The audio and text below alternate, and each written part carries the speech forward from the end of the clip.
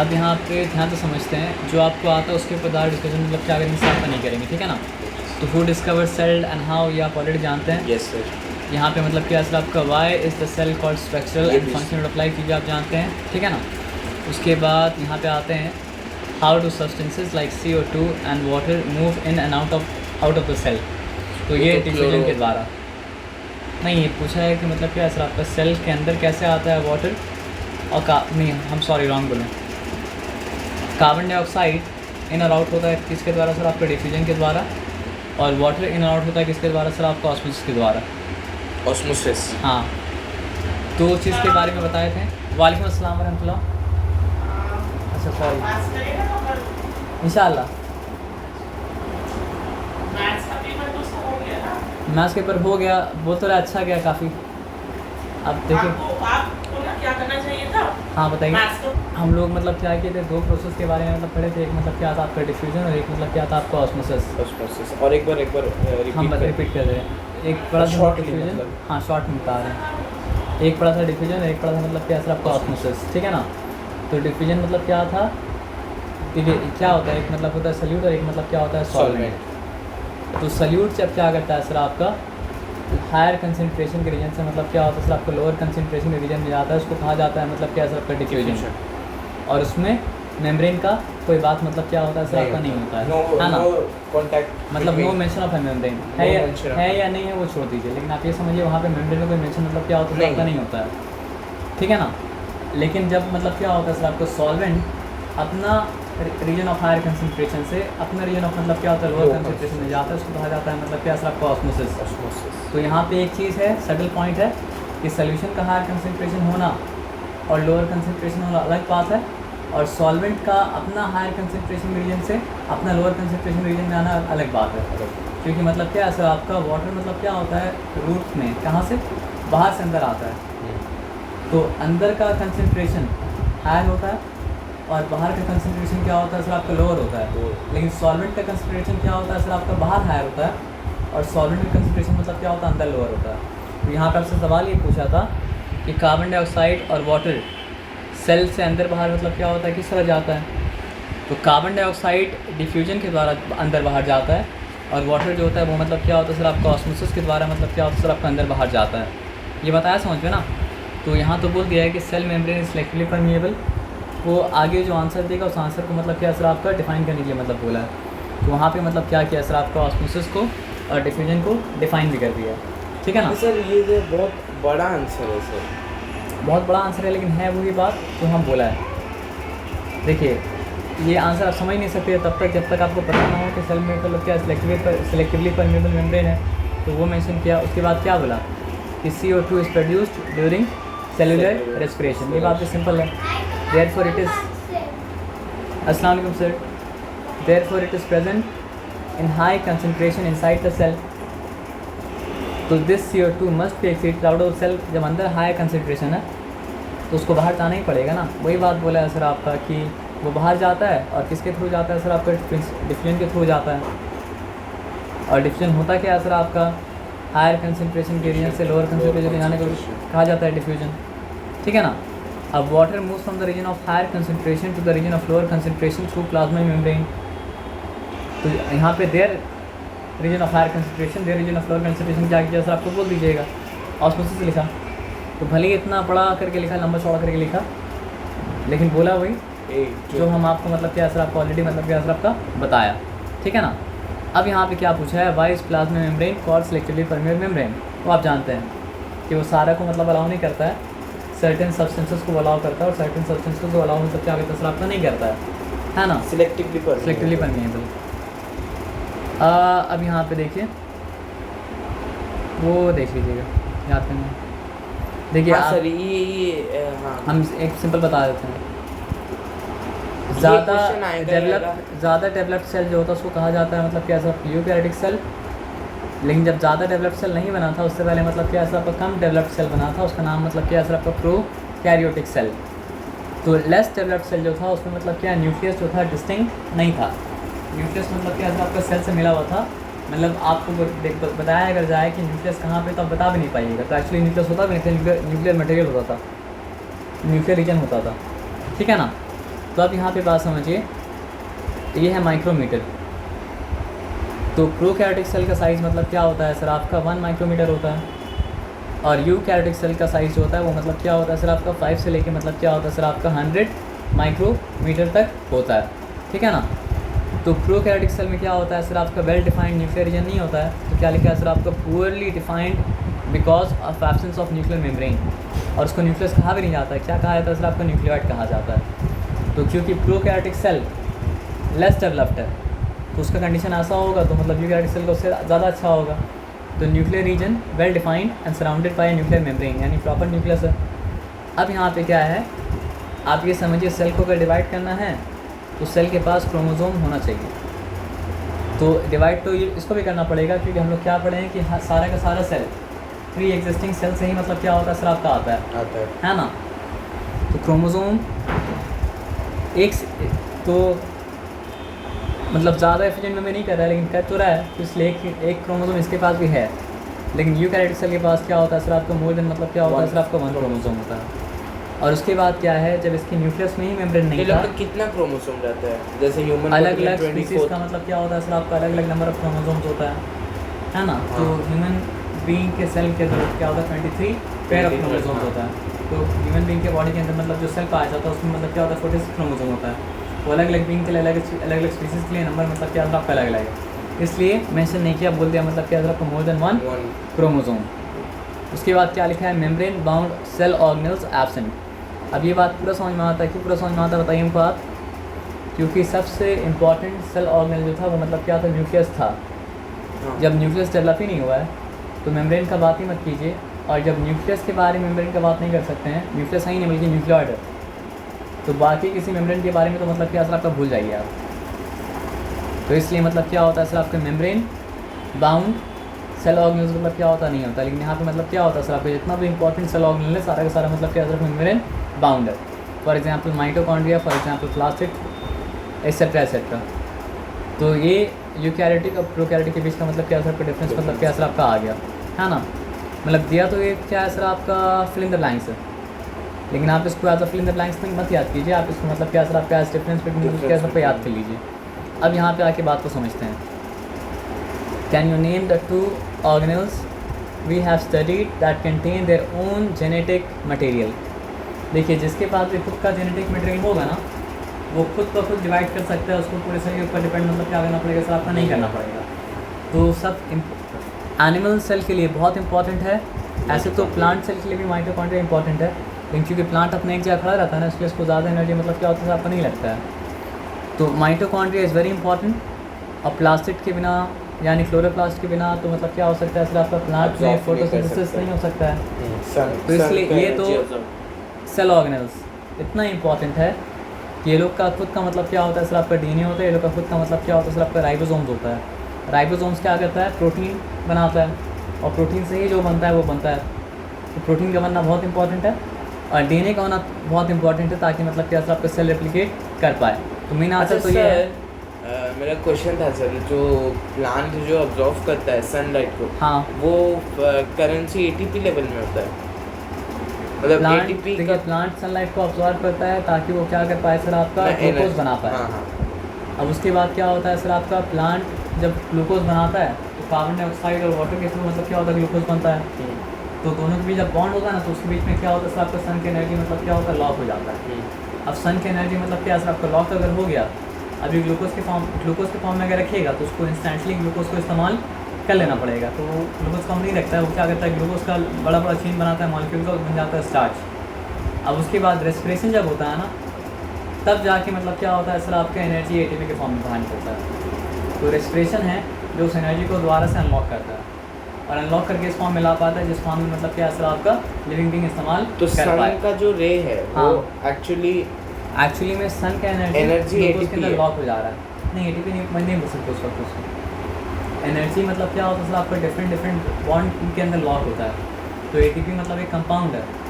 हाँ। तो पहले मतलब क्या सर, ग्लूकोज के अंदर एनर्जी लॉक था, रेस्पिरेशन जब हुआ तो एटीपी के अंदर एनर्जी लॉक है, जब एटीपी बन रहा है तो एनर्जी मतलब क्या सर, अनलॉक हो जा रहा है।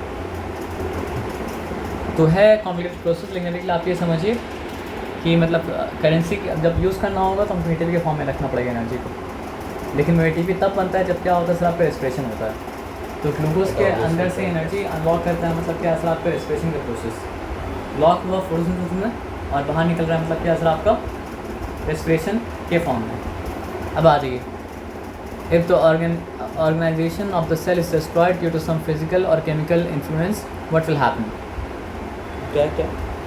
The organization of a cell, organization हम लोग पूरा बॉडी जिस तरह एक ऑर्गेनाइजेशन है, एक साथ ऑर्गेनाइज होकर मतलब क्या हो रहा है सर आपको काम कर रहा है, तो सेल का भी सारा पार्ट्स मतलब क्या हो रहा है सर आपको ऑर्गेनाइज होकर एक साथ मतलब क्या हो रहा है सर आपका काम कर रहा है।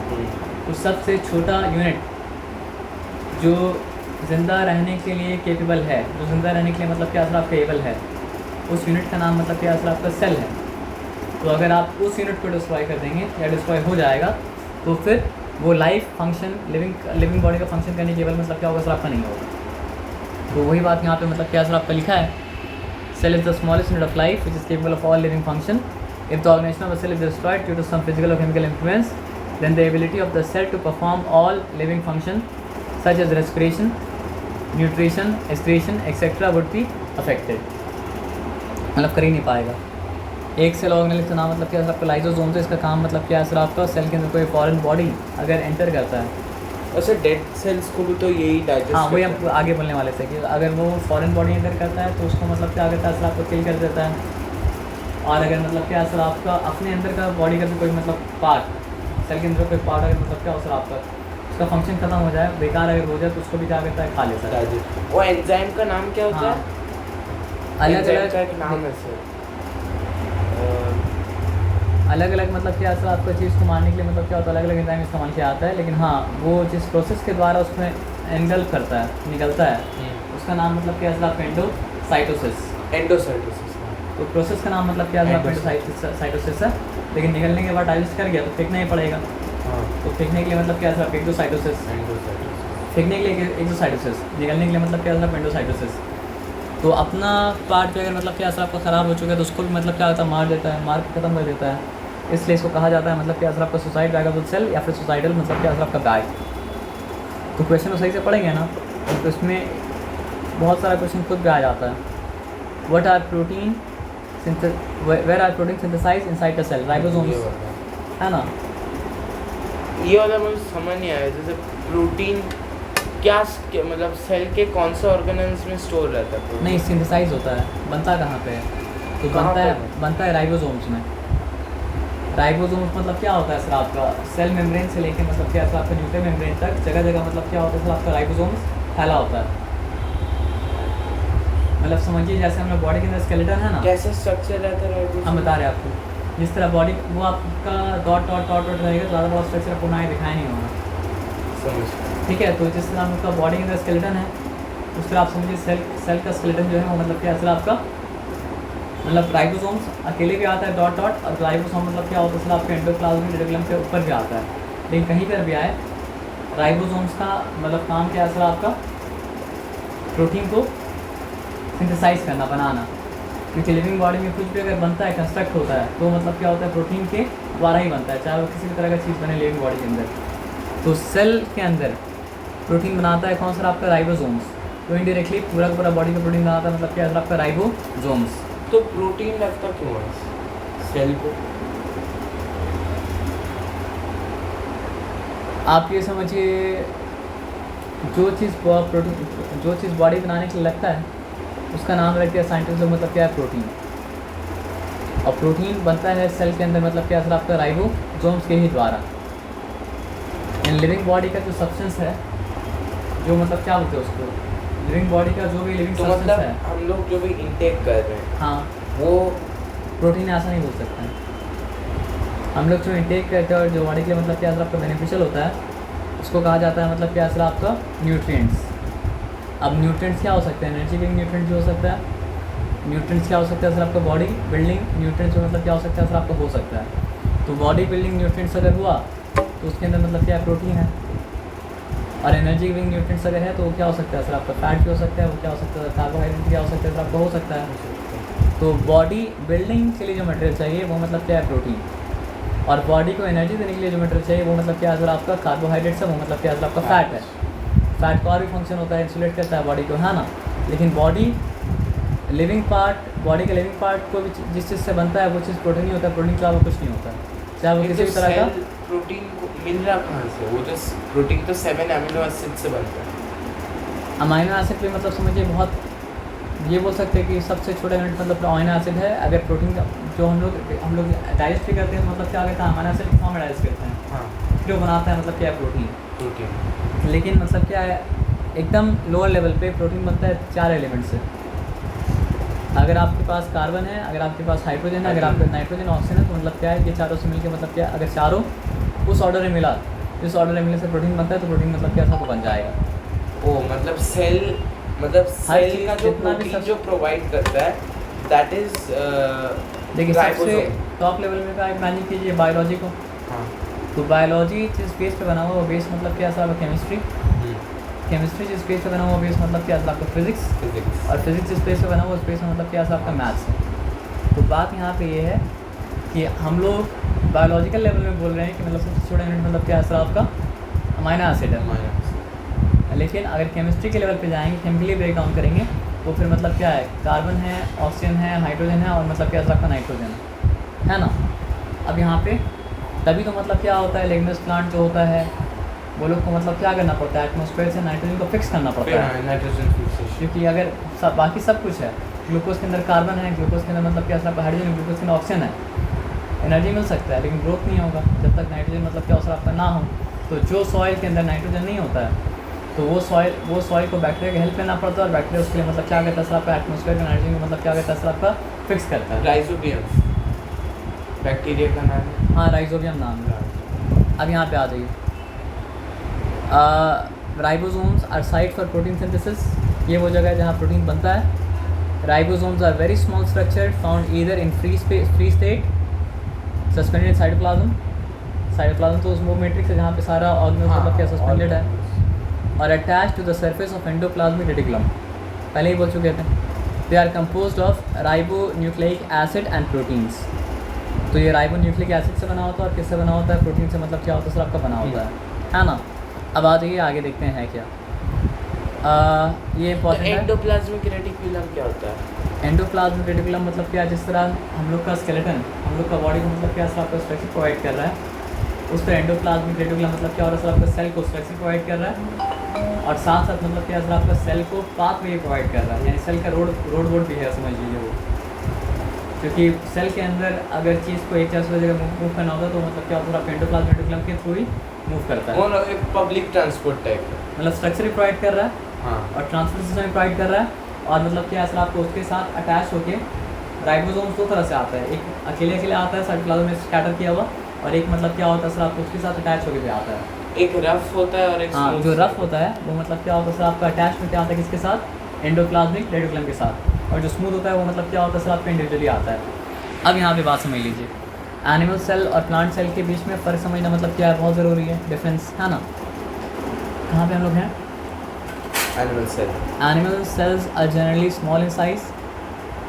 Plant cells are larger than animal cells. ये बात हम लोग जानते हैं कि एनिमल सेल में क्या होता है सर आपका सेल वॉल एब्सेंट होता है। हम लोग ये बात जानते हैं कि plasma membrane of plant cell is surrounded. तो ये बात भी पता है कि मतलब प्लांट सेल में क्या होता है सर आपका प्लाज्मा मेम्ब्रेन के ऊपर एक और एक्स्ट्रा लेयर ऑफ कवरिंग होता है, जिसको कहा जाता है मतलब क्या सर आपका सेल वॉल, और वो सेल वॉल किससे बना होता है सर आपका सेल्यूलोज से बना होता है। अगर प्लाज्मा है ना, एक्सेप्ट प्रोटोजोआन, तो प्रोटोजोआन जिस तरह प्लांट एक किंगडम है, जिस तरह मतलब क्या सर आपका एनिमल एक किंगडम है, उस तरह मतलब प्रोटोजोआन एक किंगडम समझ लीजिए अभी के लिए। Except the protozoan Euglena, no animal cell possess plastids. तो ये एक्सेप्शन है बस कि प्लास्टिड्स, फ्लोरोप्लास्ट, क्रोमोप्लास्ट, हाँ, ल्यूकोप्लास्ट। क्लोरोप्लास्ट कंटेन करता है क्लोरोफिल, ल्यूकोप्लास्ट स्टोर करता है फूड, और क्रोमोप्लास्ट में क्या होता है सर आपका कलर पिगमेंट्स होता है ग्रीन के अलावा बाकी कुछ। ये बताया समझ में ना। तो आप ये बात समझिए कि कोई मतलब सिंपल बात तो ये है कि किसी मतलब एनिमल सेल में प्लास्टिड नहीं होता है, लेकिन एक एक्सेप्शन देना पड़ेगा यूग्लेना। उसमें प्लास्टिड मतलब क्या होता है सर आपका होता है। और प्लांट सेल में सारे के सारे प्लांट सेल प्लास्टिक पाया जाता है, तभी तो प्लांट है, तभी तो फोटोसिंथेसाइज कर पाएगा ना सर। वैक्यूल्स यानी वो समझिए कि सैक की तरह बन जाता है और उसमें क्या होता है सर आपका लिक्विड पूरा स्टोर हो जाता है। लिक्विड तो vacuoles in animal cells are many small and temporary, थोड़ा थोड़ा पाया जाता है, टेम्परेरी रहता है। प्लांट सेल में क्या होता है सर आपका लार्ज होता है और परमानेंट होता है। Animal cells have a single highly complex and prominent Golgi apparatus. तो ये गोल्जी अपैरेटस का काम क्या होता है सर आपका अलग अलग चीज़ सिक्रीट करना।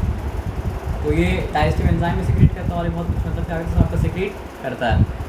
प्लांट सेल में क्या होता है सर आपका गोल्जी अपैरेटस होता है, सिंपल होता है, उसको कहा जाता है मतलब क्या सर आपका डिक्टियोसोम्स। एनिमल सेल जब डिवाइड करता है ना तो उसको डिवाइड करने में हेल्प लगता है सेंट्रोसोम का और सेंट्रियोल्स का। प्लांट सेल डिवाइड करता है लेकिन उसको सेंट्रोसोम्स का और सेंट्रियोल्स का मतलब क्या होता है सर आपका हेल्प मतलब क्या होता है सर आपका नहीं लगता है।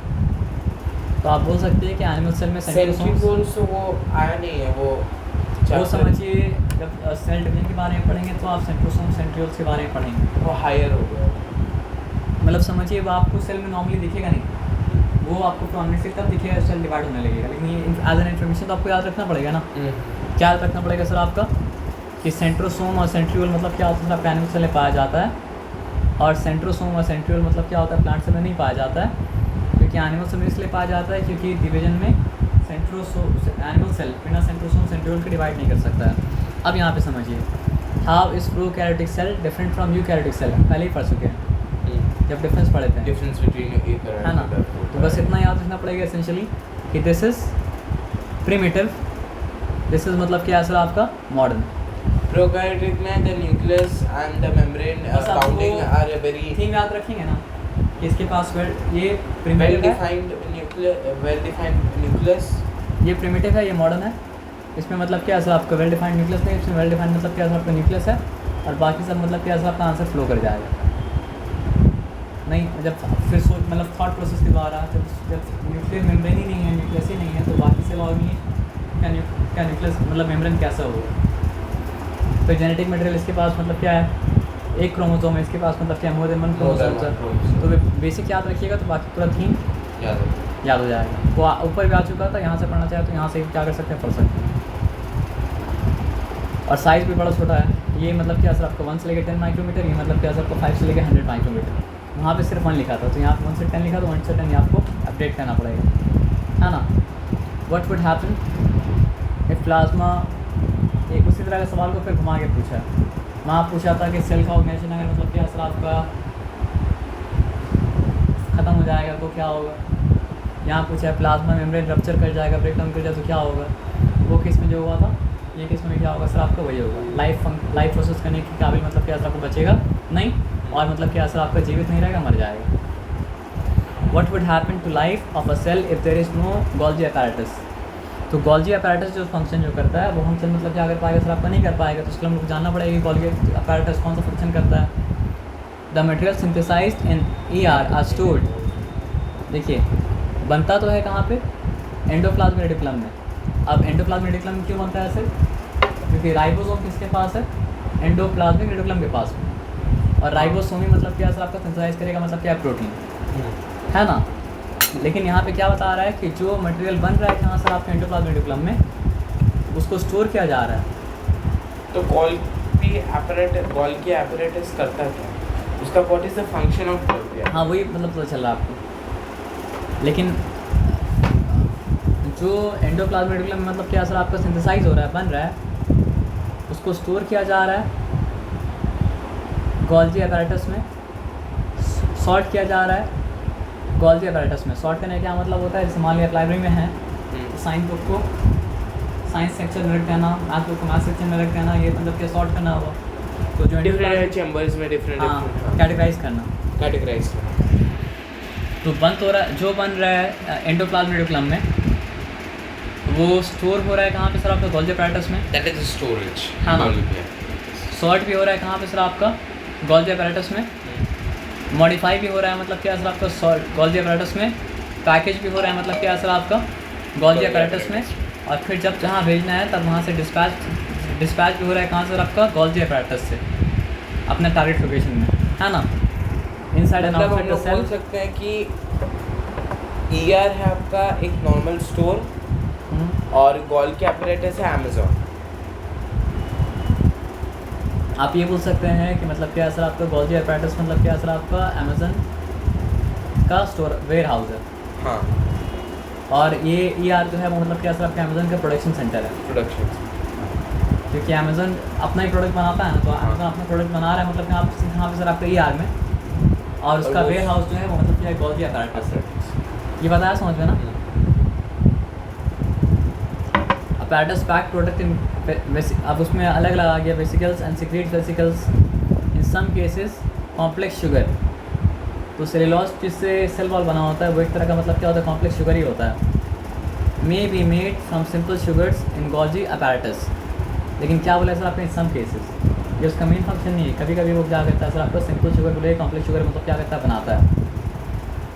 Golgi apparatus is also involved in the formation of cells in the formation of cells which will not be possible if Golgi apparatus is not there। वो लास्ट में पढ़ छोड़ दिए, ज़्यादा याद रखिएगा तो फिर क्या सर आपको जो मेन याद रहने का वो याद नहीं रहेगा अभी के लिए, क्योंकि अभी हम लोग टाइम कम है। Which cell organelle is known as power house of the cell and why। हम लोग जानते हैं माइटोकॉन्ड्रिया, और हम लोग जानते हैं क्योंकि रेस्पिरेशन मतलब क्या होता है सर आपको यहीं पे होता है, और रेस्पिरेशन होने के बाद ATP आप पढ़ लीजिएगा मतलब यहाँ पे, ठीक है ना, टाइम कम है ना, क्या कर सकते हैं। तो where to lipids and protein constituting the cell membrane get synthesized. क्या सर?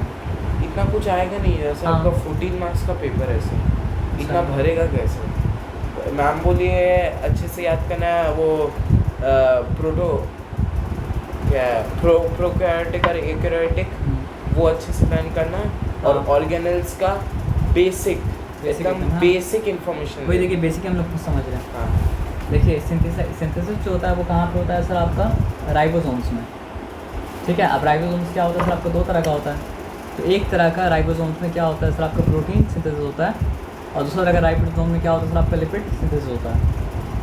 तो रफ एंडोप्लाज्मिक रेटिकुलम में सिंथेसाइज होता है मतलब क्या है प्रोटीन, स्मूथ एंडोप्लाज्मिक रेटिकुलम में क्या होता है सर आपका लिपिड मतलब क्या होता है सर आपका सिंथेसाइज होता है, और यही मिलके मतलब क्या होता है सर आपका बॉडी बनाता है मीनिंग ऑफ लिपिड क्या है? फैट। तो प्रोटीन भी वही बना रहा है और फैट वही बना रहा है। प्रोटीन बना रहा है मतलब क्या सर आपका रफ वाला, और लिपिड बना रहा है मतलब क्या सर आपका स्मूथ वाला, ठीक है ना।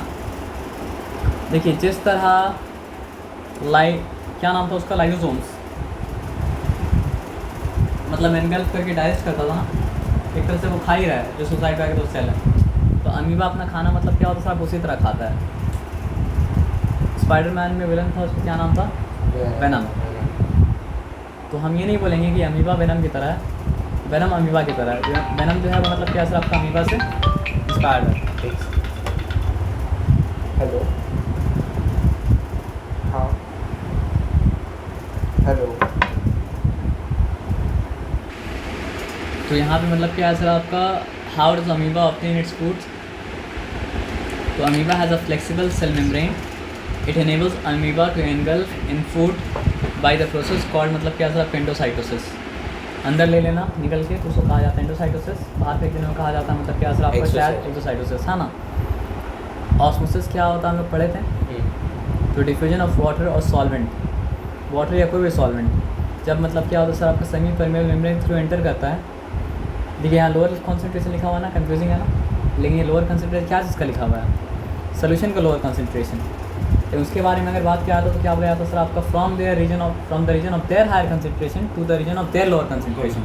लेकिन जब सोल्यूशन के रेफरेंस से बात करेंगे तो बोलेंगे क्या, फ्रॉम लोअर कंसेंट्रेशन टू मतलब क्या सर पूरा आपका वाइस वर्सा है, एकदम वाइस ऑपोजिट। वर्सा है। हाँ, तो क्या लिखा हुआ सर सोल्यूशन बोला है। देखिए सोल्यूशन मेंशन किया इसलिए वैसा बोला है।